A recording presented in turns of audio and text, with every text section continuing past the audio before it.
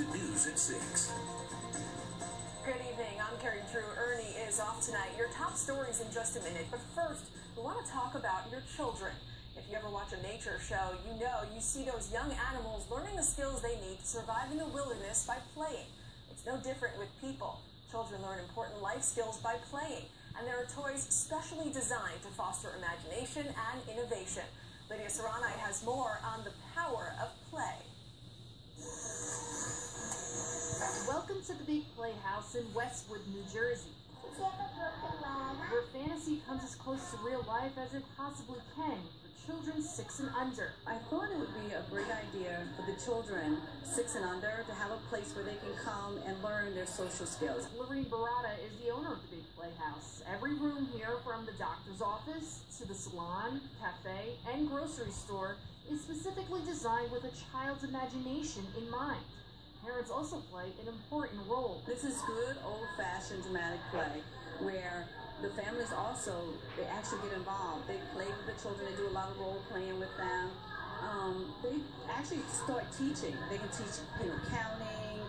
They teach them all about fruit. They teach them all about what goes on in the kitchen. Mom Amy Jokum says she's already seen a difference in her daughter Charlotte since coming here. I noticed that she really enjoys big kids.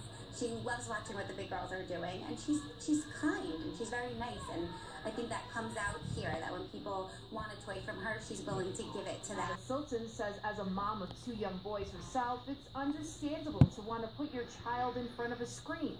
However, it's important for a child's development to limit that screen time and turn it into playtime. Pretend play is so important for physical development, social emotional development, and cognitive development.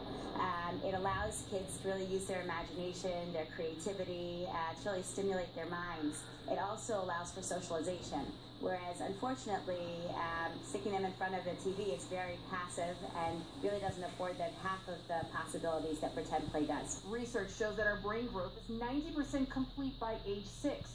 This means while the brain matures significantly as we get older, our brain's blueprint for certain capabilities is already established. So no one should ever discount the power of play.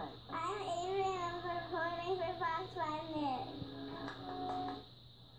And Lydia Saranai is here now with more on this. That place is awesome. Yeah. But not every parent has a place like that in their community. So what do parents do with kids at home to play? I know, they were so adorable. They were having the greatest time of their lives. But you know what, the experts were telling me, you can't have a little play village in your apartment or your home or go to this place every single day. So the best you can do is some good old-fashioned stuff. Some pads, pens, markers, and that's it. And kids will love it. Coloring books, I know my nieces love it, so... All right. It's definitely good for them. Paper, coloring books. And you said no technology at this place, which was interesting. No technology. Okay. Lydia Saranai, thanks so much for that. Let's keep this conversation going right now with parenting expert Midge Levy. Midge, thanks so much for being with us. Nice to see you. Great to have you here. Thank you. What are some of the benefits of playing for kids? Yes, well, playing enhances creativity and problem solving. Like I'll see kids at my preschool. I own this Midge's preschool in Babylon. And they, play with each other, they interact, then they problem solve all on their own. So it's really nice to see that they have to socialize and try to learn to be together. Well, technology really has become such a big part of our everyday lives. A lot of parents will give their kids iPads or iPhones to keep them busy. You say stay away from the technology though, right? I do. I find that even, kids 2 years old are playing with iPads and they really know how to use them, but I took everything out of my preschool and decided to be technologically free. But because they need to socialize, they need to talk to each other, they're only at school for a certain amount of time, so I think as soon as they go home and their parents have to do a chore or something, they're given the iPad to, kind of babysit them. So I don't think it should be in school all day long. How crucial is it for kids to learn to play with other kids and play nice with other kids? Yes, it's something that we deal with every day at my school, but it's very crucial. Like they need to interact with other children and learn how to share and things like that. And they all go through where they don't share and things like that, but they learn, and it's how they benefit from it. You have 2 sons, and we were talking earlier, they have very distinct personalities, and you say it's important for parents to cater their playtime to their kids' personalities. Why is that? Yes, well, basically, I could connect with my older son through talking and about his feelings and things like that, and you have to really stay connected with your kids. So when I did that, I would just go through books and things like that. But my second son was more of, he doesn't share as easily. And you have to find out what that is that's going to help them share with you. So his was through physical activity. We played soccer in the yard, basketball out front, whatever it took, I would play with them. And I could exercise at the same time. It was like a win-win for everybody.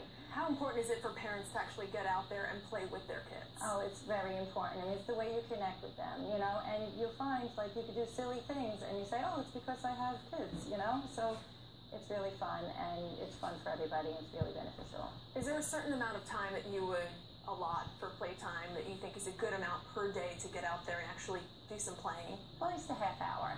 A half hour is good, and it's like time for the parents to put down their work, put everything down, and just focus on the child for a constant half hour. It's really important for them, it's important for the parents, it's important for them to bond, and they'll be happy after that. They won't be nagging you all day long if you just give them that 1/2 hour.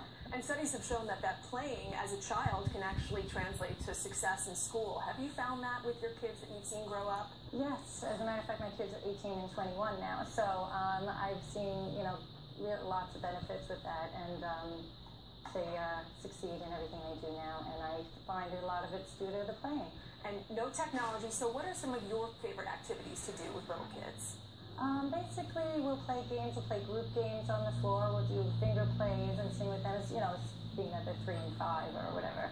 But as they get older, you know, it'll be different and more sports activities. But at the young age, it's like finger plays they love to sing songs and learn like that, and group games and teaching cards, old-fashioned stuff they love. Old-fashioned stuff. Yeah. Ms. Levy, thank you so much for being with us tonight. Thank you. Still ahead tonight on the news at